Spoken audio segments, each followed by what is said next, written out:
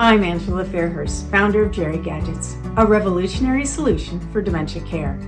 Inspired by my personal journey caring for my mother with dementia, I developed patented sensory tools that engage loved ones, reduce anxiety, and create joyful moments without medication, providing much-needed relief for caregivers. Jerry Gadgets currently come in 3 silicone buckets with activities like flower arranging, shape sorting, and tactile fidgets, with more in development. Each Jerry Gadget is designed to stimulate the senses, fostering connection and communication, even at advanced stages of cognitive decline. Non-toxic, built to last, and dishwasher safe, Jerry Gadgets transform caregiving by promoting engagement, improving quality of life, and offering caregivers a respite from constant supervision. Discover how our innovative products can bring joy and meaningful interaction to your loved ones with dementia while easing the caregiver's burden. Visit jerrygadgets.com to learn more and start making every moment count. For a limited time, you can get 20% off your next order of Jerry Gadgets by going to www.ssww.com Jerry Gadgets for Dementia and enter the special Love Conquers All's coupon code LCA20. Get 20% off Jerry Gadgets today.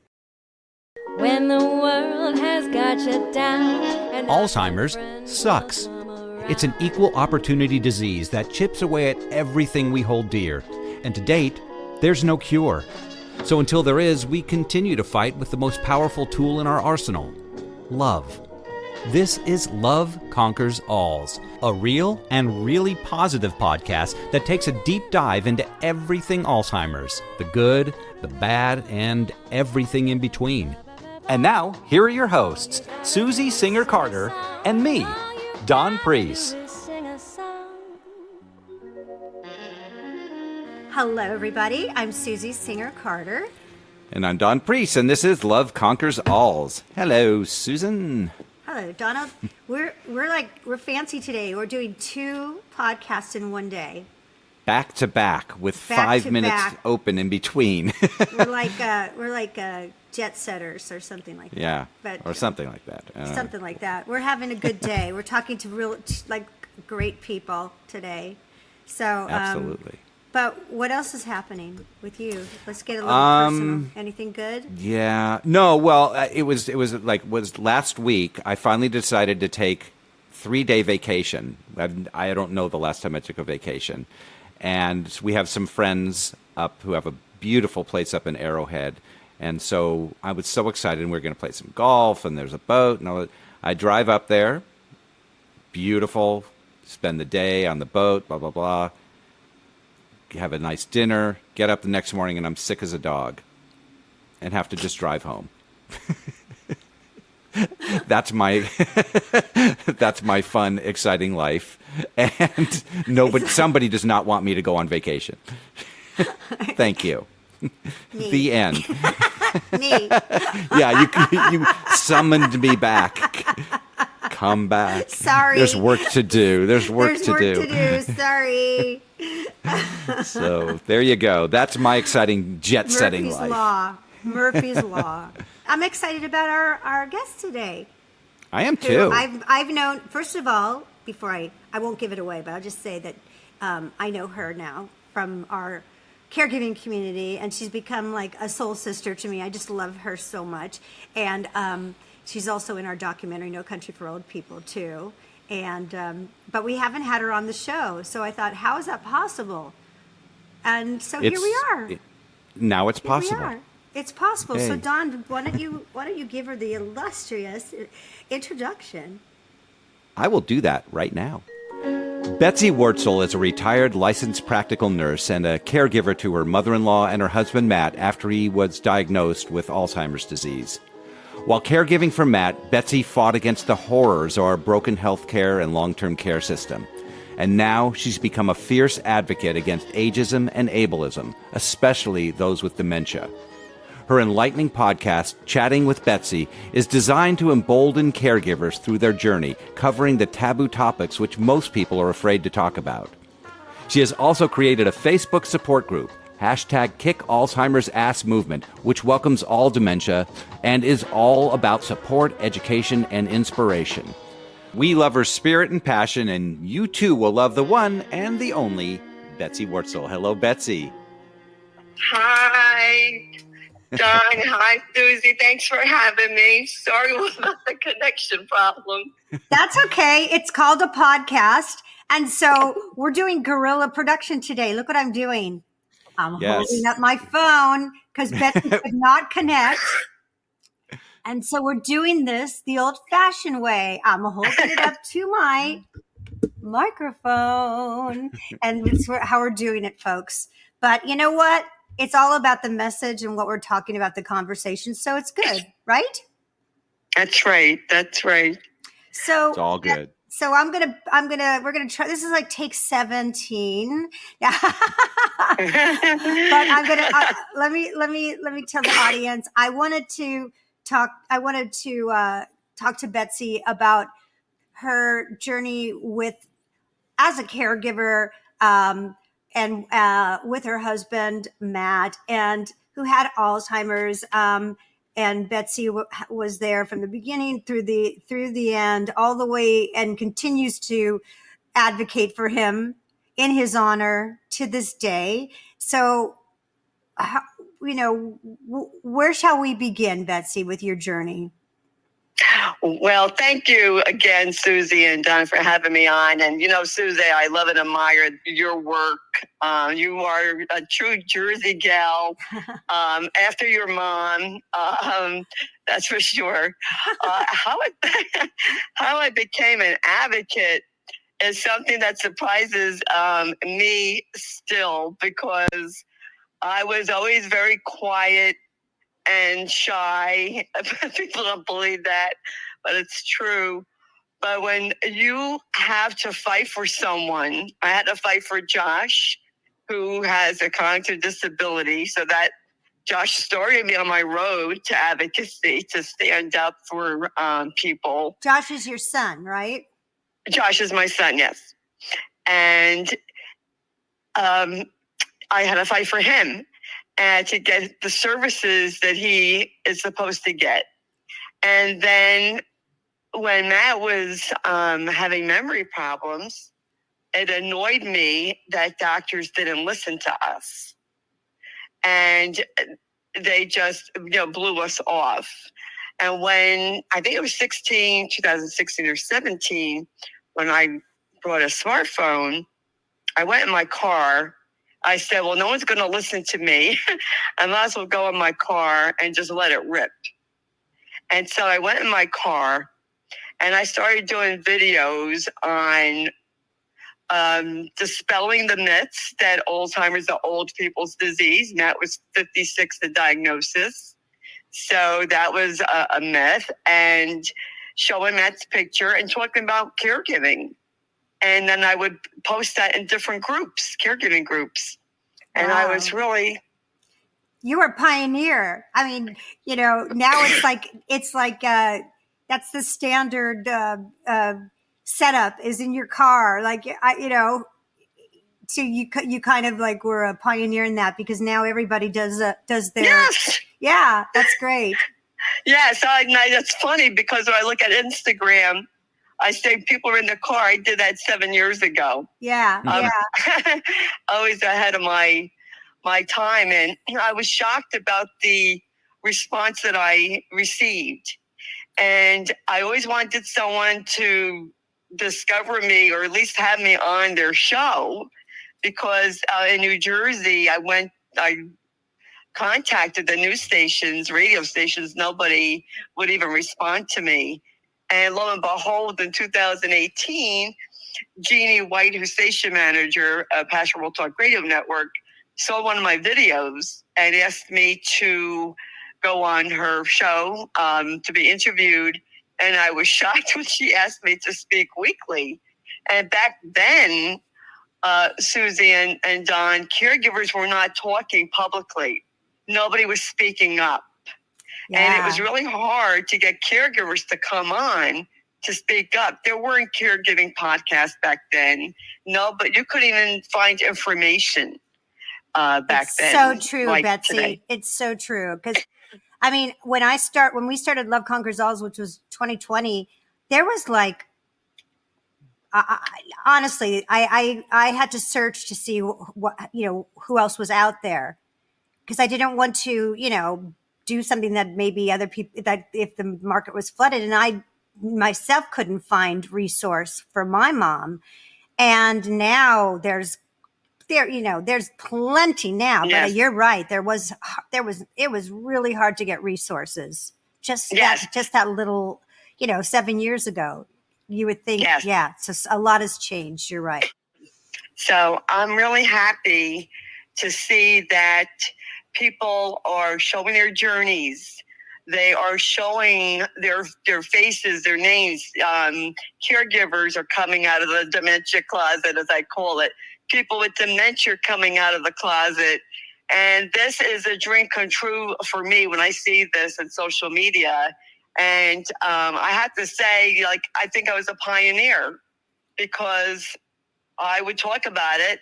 And my friend Marcia Burr, she would say, we got to share our stories. Yeah. And that's what we were trying to do. And even though people could come on Jeannie's show and be anonymous, it was still difficult getting people to come on. And now it's like the market is saturated with these podcasts. But I'm very passionate, Susie and Don, about, with my show, Chatting with Betsy, is providing people with resources that I wish I knew about when Matt was alive, or that I wish were available when he was alive, which a lot of resources weren't available 5 years ago. Absolutely. And, just even like you had Nurse Penny on, I wish there was Hospice Nurse Penny 5 years ago talking about hospice, what to look for, how you should pick out a hospice. Right. I wish I had that information. We just spoke to another amazing person in our community, PK Bevel, who is a dementia doula, for a death doula for people with dementia. And there's such a difference in how people exit this world when they have dementia and Alzheimer's, which you experienced with Matt. And you did not get the support you needed, right? Oh, absolutely. I did not. Whatever hospice is supposed to be, supportive, helpful, I had the hospice from hell. Complete opposite. What happened? Where do you think it went wrong? It went wrong from the very beginning when they asked me, they said, can Matt talk? And I said, yes, he talks. And the nurse who did the intake for hospice said, I'll pretend I didn't hear that so he could get on hospice. And the hospice nurse who came to visit, she said, Matt talks?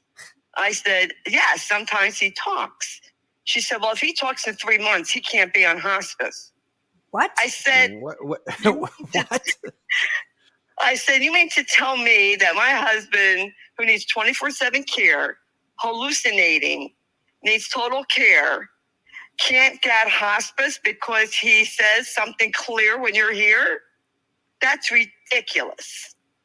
And she said, it's not us, it's Medicare. And there's different protocol for hospice with a dementia client than with someone who has cancer.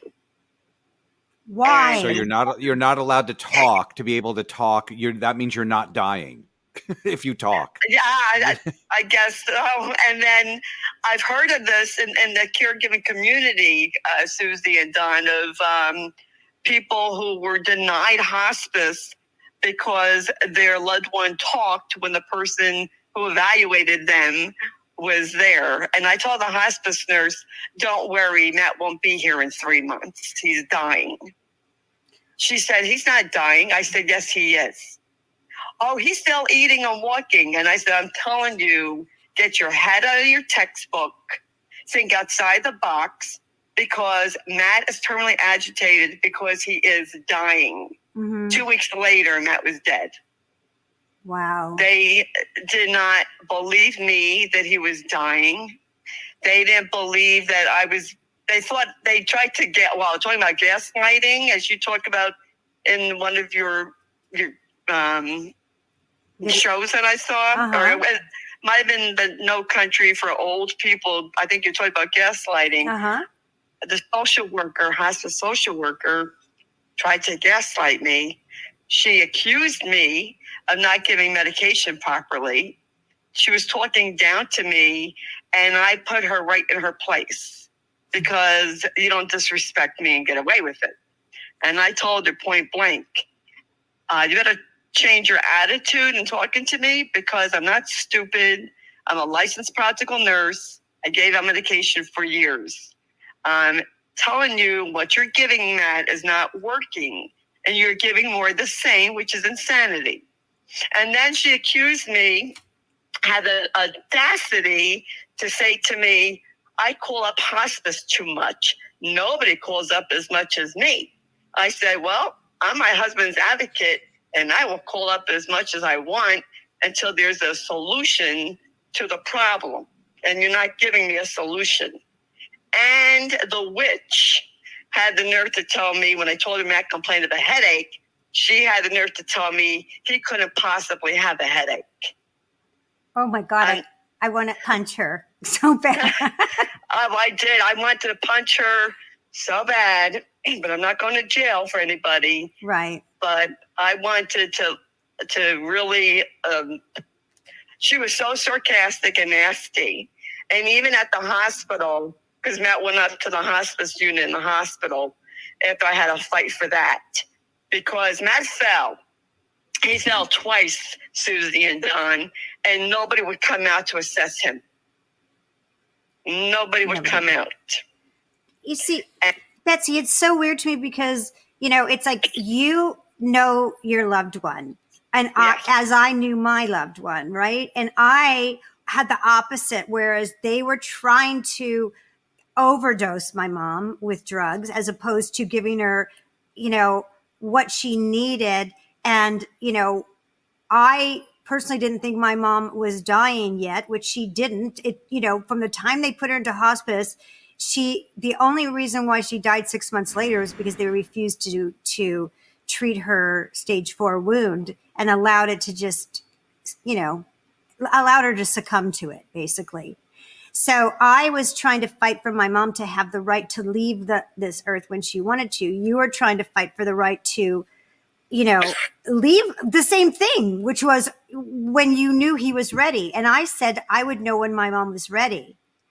And Right. So, and this is the misunderstanding of our healthcare system in terms of dementia and Alzheimer's is that, it's too easy to manipulate the system to benefit them. In other words, I don't know if for a fact this is what was happening to you in your situation with Matt, but they may have seen him as being able to bill for a longer time, is saying he's not ready to die. We will keep him alive at least for 6 months so we can bill.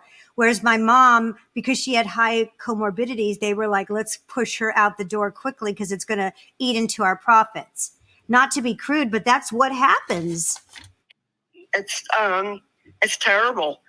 My medical doctor, I don't know if this is true, Susie and Don, but my medical doctor told me that, Medicare does pay hospice, and when they don't use services for that person, they get to keep more money. Right. And I couldn't get anyone to come out to examine Matt. Actually, one night he fell, and I had to wait for our son to come home to help me get him back up because nobody would come out. Well, that's because that would eat into their profit. Yes. They would then have to actually, pay for that, and that would eat into their profit. And again, a lot of this also comes down to the confusion that most people have, even the experts, of what hospice is, what it's supposed, like with Susie's mom, they, well, in hospice, you don't get treatment for anything. Well, if it's for the comfort of their patient, then you get treatment. Right. And easing a bed sore would be for comfort. It's not to cure her, but they wouldn't even do that. And so there is so much confusion as to what hospice actually is. And I think that's something that you ran into also. And also what is not, well advertised is your rights as whether you are the appointed caregiver or, of a person or the person themselves. You have rights to say what you want. It's up to you. They can advise, but they don't have the right to make the decisions for you. It is your right.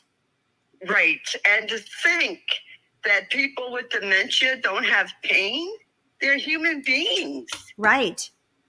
And, I said to the social worker when Matt was in the hospice unit, and she had a meeting with me, and I told her, I said, I'm telling caregivers, we're not taking this crap anymore. You need to listen to us. When we tell you someone's dying, they're dying. When we tell you someone's in pain, they're in pain. I said, who are you to tell someone that somebody can't be in pain? Do you know what a dying brain feels like? I have migraines. I can just imagine what a dying brain feels like. We don't know. And Matt very clearly said to me, I have a headache. Why wouldn't I believe him? Matt never complained of pain. Of course I believed him. I gave him Tylenol. Yeah. You don't stop being human. You don't stop being human when you have dementia. It's like you're still a human being. Exactly, Don. And I actually have seen this. I worked in a state facility for the severely disabled. And the same thing there, the doctors would not prescribe pain medication with these clients having cancer because they think because they're handicapped, disabled, that they don't feel pain. I mean, it's just isn't right. And I always fought for the patient, for the client. And I believe in treating people the way I would want my loved one treated. And that's how I treated my patients and clients when I worked as a nurse. And I was just so traumatized by what I went through and having to fight for Matt's dignity at the end of life. And when he fell on a Sunday morning, and it was before Christmas. And I called up that hospice and I said, I gave that medication. Matt fell out of bed. He talked all night. It didn't work. Are you going to come out here and assess him? Mm-hmm. The nurse said, I don't know. I said, what do you mean you don't know? I said, well, let me tell you what I know. I'm going to call you every minute till you do know what you're doing. And in between calling you, I'm going to call up Medicare and I'm going to place a complaint. And then I'm going to call up your regional director and I'm going to place a complaint and remove Matt from your hospice. Oh, don't do that, Mrs. Sloan. Sloan's my married name. I'll call up my nurse manager. And then she said, oh, do you want Matt to come up to the hospice unit? I said, yes. I'm having chest pain here. Right. I need help.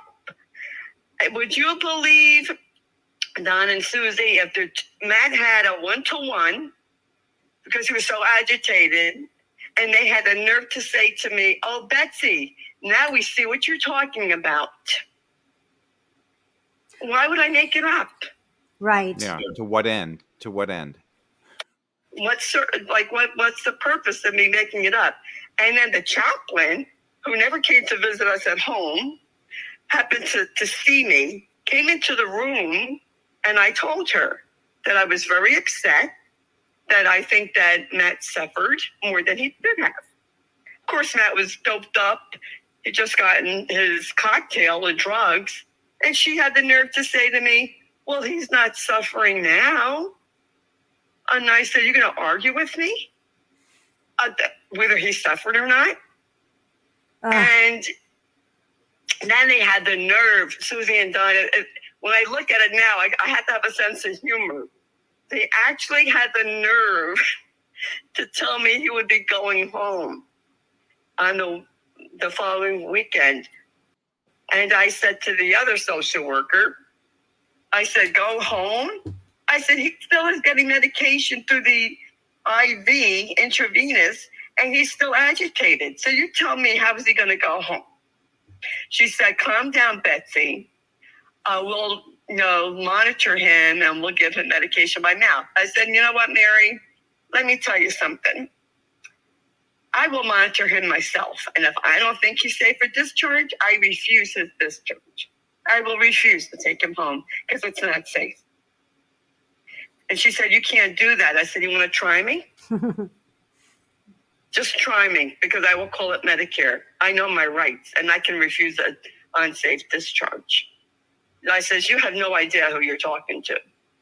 And I met with the director of the hospice, because I had called her, told her I wasn't happy. And she had the nerve, Susie and Don, to say to me, oh, I'm sorry. We apparently dropped the ball. I said, my husband's not a ball. He's a human being. And you wouldn't accept this treatment.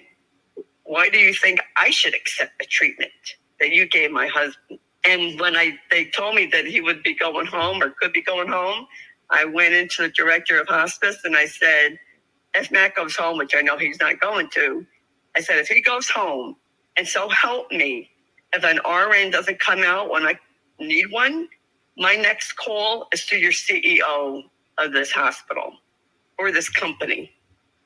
And she handed me her card. She said, you call me 24/7, Betsy, if somebody doesn't come out. But see, here's the thing, listeners, like you shouldn't have to fight that hard. Exactly. You just shouldn't. And that's not, we're already vulnerable. And like you said, you weren't feeling good from all the stress and, just having to take care of it. And, we all know that caregivers, compromise their own health when they're caregiving. It's just part of the job, right? It happens, and we have to really take care of our own health. Otherwise we can get sicker than the people we're taking care of. And yes. So, it shouldn't have to, that pressure shouldn't be, have to be put upon us. And you happen to be, as we said, fierce and fearless. Many people aren't. And many people also, when someone walks in with a white, scrub on or because nobody wears white coats anymore, right? But when someone comes in with a doctor's badge or a nurse's badge, many people just go with the flow and go, well, that's what the doctor said. They're the expert. They're the expert. And it should be that way. You should be able to rely on that expertise. But as both you and I know from personal experience, that is not the case in many, many, many situations. So, and not everybody has Betsy as their wife or daughter or sister or mother. And so, if it's us and we don't have a Betsy, we're up Schitt's Creek. You're screwed. And the thing is, so much of these decisions are not being made on a medical basis. They're being made on a financial basis. Money is driving the decisions that are being made. Some of these people, they're being told what they need to tell you. They're not even making the decision. And it's a one size fits all model where basically, if you're in this category, they don't look at the individual and what their individual needs are and situations and making decisions on that. It's like, if they fit into this box, that's the decision that's made. And that's usually because of the finances. And so that's what we're up against. And that's what you were up against. Totally. I mean, it's what I'm trying to, it's why I wanted to have Betsy on to talk about this, which you do in our documentary as well, because it's just such an important topic that, the ageism and ableism that accompanies Alzheimer's is so prevalent in our society, but in our healthcare system. And it's really used to their benefit, to be able to play into those stereotypes. So whatever suits them, like I said earlier, that you wanted more medication, you couldn't get it. I wanted less medication and more care in terms of the comorbidities that they had caused. And I couldn't get that. It was like, no, let's just drug her till she can't, basically till she's a zombie, when she wasn't, because they didn't want to take care of her wound and what accompanies those kinds of wounds. Whereas you are, and I knew my mother well enough to know that she needed that care. Whether or not she was going to die, she needed that care. Why would you steal the last whatever months of her life torturing her? Exactly. Why can't there be dignity and make someone comfortable that that's what they, want? That's what I wanted for Matt. I didn't want him to suffer. I wanted. That's what hospice is calm. for. Yeah, that's what hospice is supposed to be. A source of comfort. And the social worker said to me, "Oh, Betsy, you fought hard for Matt to come up here." And I said, "Yes, and I shouldn't have had to. I shouldn't have had to fight that hard and be all stressed out and aggravated." No. And that's why the holidays is like the worst time for me, because Matt was dying from Thanksgiving through, he died New Year's Day, 2020. And I knew that when Matt went up to that hospice, he wasn't coming home. That hospice was so incompetent, they thought he was just going up to get medication adjustment. That's how incompetent they were. And that was in the hospital, right?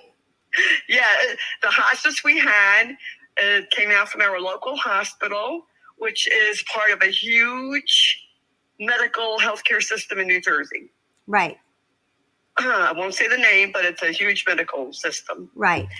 And their hospice was absolutely terrible. Actually, I fired the aide. One time the aide came. I had left the room for like 30 seconds. And that was next thing I know, he's screaming. And Josh told me that the aide lifted Matt up abruptly underneath his armpits.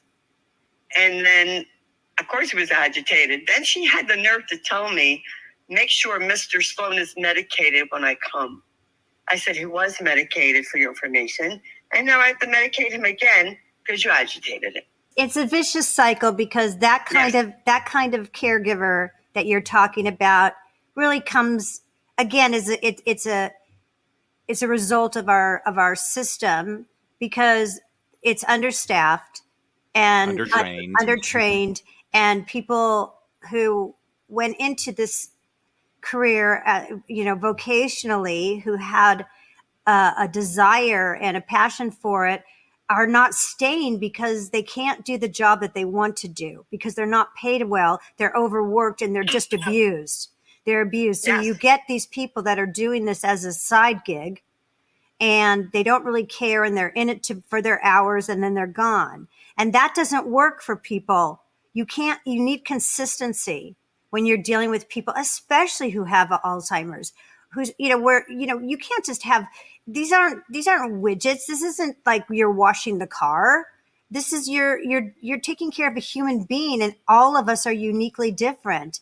And, one person might not, mind being handled a certain way, and another person will. But that's what consistency of care can deals with. And that's where that's so important when it comes to, keeping the right kind of staff. And if we continue to allow this business model that is profit over people and is extracting, as much profit as they can from the system, we will continue to get the minimum care for ourselves and for our loved ones. We'll be right back. I'm Peter, owner of Peter San Photography, and I want to talk to you about something important: preserving memories. Time moves quickly, and before we know it, those we love may no longer be with us. For the last few years, I've taken complimentary professional headshots of seniors in a local retirement home, helping families capture the essence and personality of their loved ones through beautiful photos. I've seen firsthand how meaningful these images can be. When I photographed my own parents, I realized how powerful it is to have these lasting memories. Photos that capture smiles, stories, and the unique spirit of the people we care about most. If your parents or loved ones are still with you, don't wait. These images can bring comfort and joy for years to come, whether it's for remembering silly moments or honoring family history. My message is simple. Get photos of your loved ones while you can. Hire a local photographer, use your camera, cell phone, whatever it takes. Just do it now. For more information, visit peterisfanphotography.com. I filed formal complaints with the New Jersey State Health Department and with Medicare's Quality Insurance Department. Mm-hmm. What happened? Did you get any responses?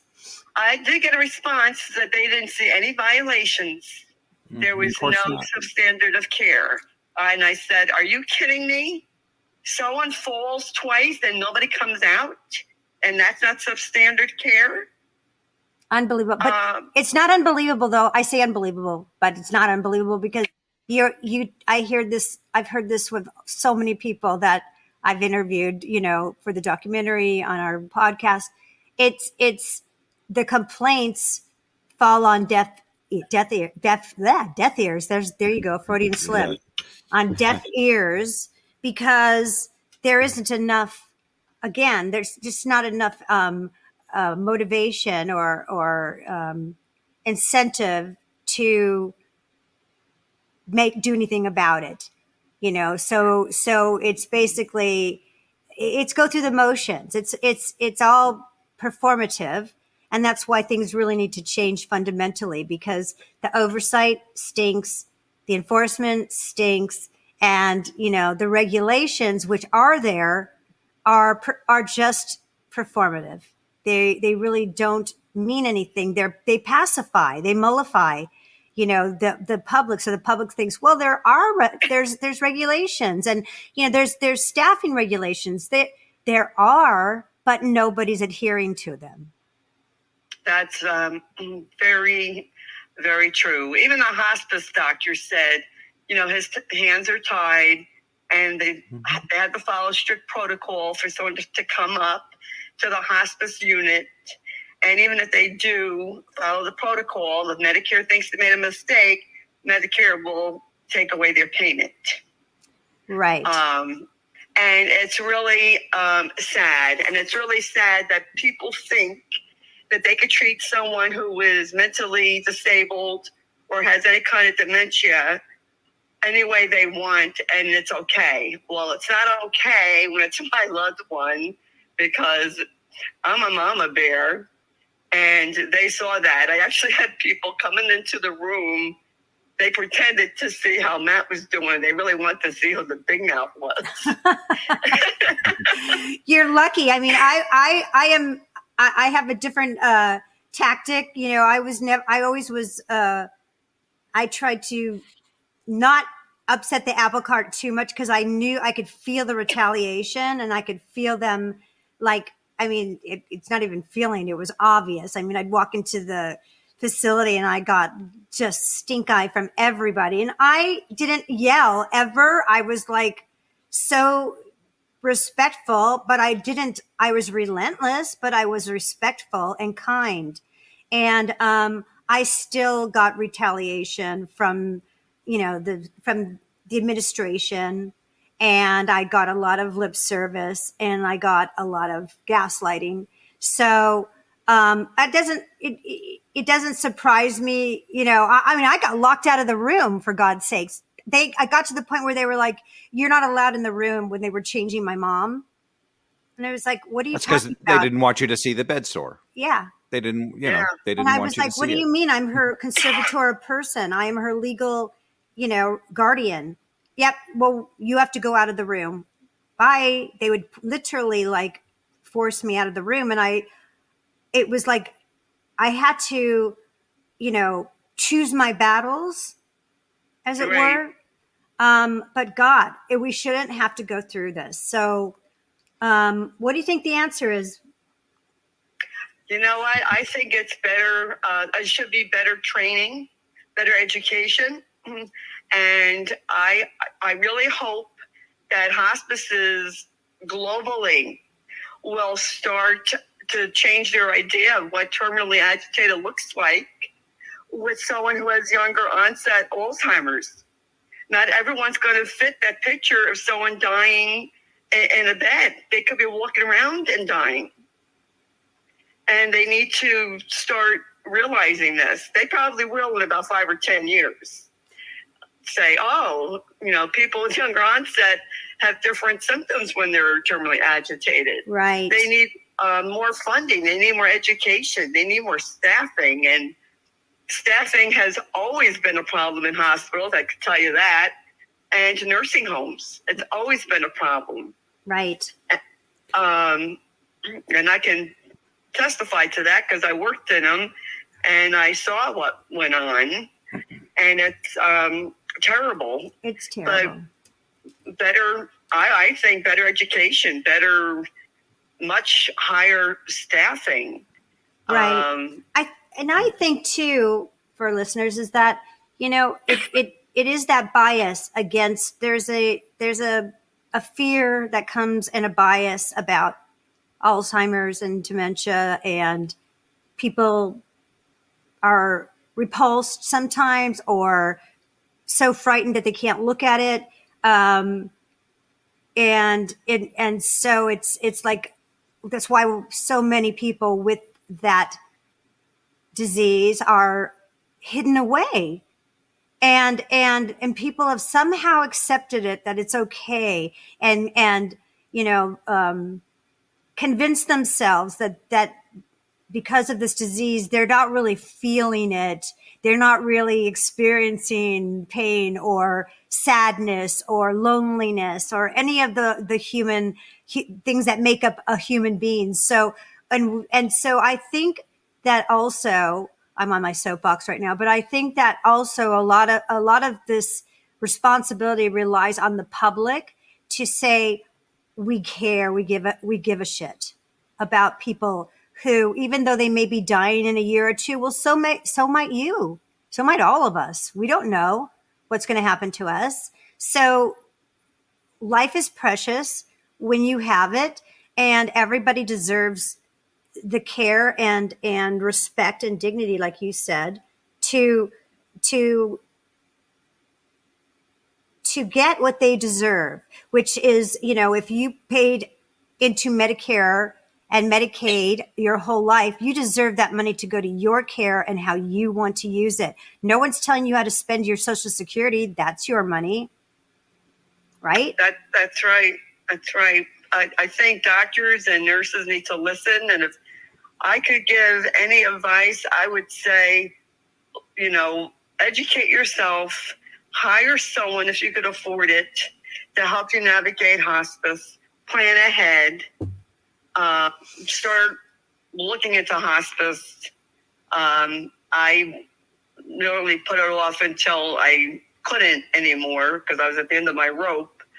But I didn't know about doulas weren't really a big thing 5 years ago, 4.5 years ago. True. That's great advice. That's great advice, because I did the same as you. And I think that we do that for a lot of reasons, right?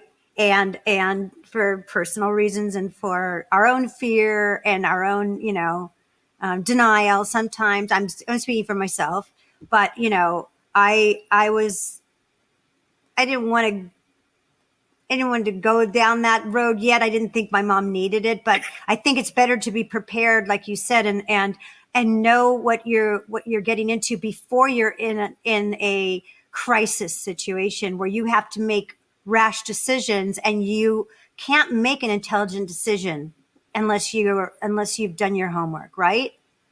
Exactly. I'm thankful that right after Matt was diagnosed, he did a living will. So I know that, he didn't want a feeding tube. He wanted, comfort care. And that's what that's what he had. Matt had lost so much weight his last year of life. The neurologist said, oh, well, Matt could have the feeding tube. And I went, why? Why would I want to prolong his agony? Right. Yeah. I said, no, he's not going to have a feeding tube. And I really think that everyone should treat people with respect and dignity, no matter what they have and who they are. We're all human beings. And that's the thing that is so missing sometimes from medical personnel, is treating people with respect and dignity. And I've seen it when I worked in the state institution, and I talked to the clients, and they would say, Betsy, who are you talking to? I said, I'm talking to the clients. Don't you know they can't talk? I said, I know they can't talk, but they can hear, and they're human, and they like people to talk to them. They'd smile, they'd laugh. And they can tell they can feel you're there. Just the fact that you're there makes a huge difference. They understand intent, they understand caring, and they certainly understand not caring. I watched, Susie's mom, depending on the nurse that came in, how she would react just physically to this either positive or negative presence that came into the room. Yeah. And I think that, a lot of that comes with, education within, it's not only educating ourselves, and hopefully that the medical field educates people that they're not widgets. They are human beings. And there's so many lovely nurses and doctors who really do care. And the difference is amazing. But there's so many where I watched Susie's mom being handled, and we actually have some of it on video, and it's in the documentary, as if she was a piece of furniture. Yeah. And my mom's no crying communication. out. My mom's crying out in pain. And I'm going, you're hurting her. You're hurting her. She's like, okay. I mean, like, or nothing, or no response. Nothing. Yeah. And so is there anything that you feel that you would have done differently along your path? I mean, you don't want, with no regrets, just saying, now that I know what I know, is there something that you felt you could have handled differently? Yeah, what I would have done was ahead of time look at different hospices. Mm-hmm. Education. Yeah. But you don't even know that that's an option. Susie didn't even know that there was an option for another hospice, or she could quit hospice. She didn't know any of that. But that's why we're doing this documentary, and when doing this episode is like, I want people to know you have a choice. You're not stuck with that hospice. There's other hospices. If you don't like what's going on, you need to speak up. You know your person better than anyone else. If someone tells you something and you get that pang of like, listen to it. You know better. They don't know better. They know, medical things that are like by the book. That's it. But when it comes to common sense, I mean, we have to wrap up, but I just want to say, like, I had a girlfriend whose mom was in the same facility as my mom. And before my mom passed away, her mom did not have dementia. And she told me they're putting her mom in hospice. And I said, oh, I'm so sorry. Why? And she said, I don't know. They just said that she's ready for hospice. And, she had came from, out of state to be with her mom. And she said to me, we had coffee. She said, my mom was saying to me, am I dying? Because she could talk. She was like, am I dying? Because I'm not ready to die. And I told my friend, your mom's not ready to die. She's telling you. I mean, she doesn't want to die. She died 2 days later because they medicated her so much. And so that's the other end of the spectrum. So what I'm saying, and I'm telling you this because I'm saying, listen to your loved one if they can talk, listen to your intuition if they can't. Yes. Yeah, definitely follow your gut instinct, which I have always done. That's how I knew that Matt was dying. Right. I just knew it, but they didn't believe me. And that's the thing, that they need to listen and respect the family members And I just want to tell the audience, there's a lot of good hospices out there. Yes. There's a lot of nurses and doctors out there. I'm not knocking them. There's a lot of great people in the profession, just like anything else. There's also bad apples. And definitely do your homework ahead of time. It was I knew I could change hospices, but it was really too late for Matt, for me to change. And this was local. And then I know that some hospices Medicare doesn't approve of. And so they have you over the barrel. You have to go where they're going to pay, unless you can afford out of pocket. Right. And I want to reiterate too that, and thank you for sharing your story, Betsy. I want to reiterate that there are good hospices. There are great people, as I said before, but the system is geared towards making it very difficult for those good people to do their jobs the way they want to. And the people that are, and the hospices that are, family run or nonprofit, many of them are doing the best job they can within the system as it is. So we need to make it easier on them, easier on the good, on the frontline providers that want to do a good job, and that, and so that they are not feeling this moral injury, which is really destructive. And many doctors, many nurses are dying of suicide than ever before. So, and they're very, very conflicted, and it's just a vicious cycle. So, again, it all comes down to the system. And, but in the meantime, everything that Betsy said and that we talked about, I hope will be helpful to everyone listening. I love you, Betsy. We love having you here. Thank you so much. And, our podcast is all about love, right, Don? It's all about love. And that's because love is powerful, love is contagious, and love conquers all. We thank Betsy for being with us today. If you like what you saw or heard today, then please like it and then share it and subscribe and do all those fun things. And we will hopefully see you next time on Love Conquers All. Everyone have a great day. Take care. Bye. Thank you. Bye-bye.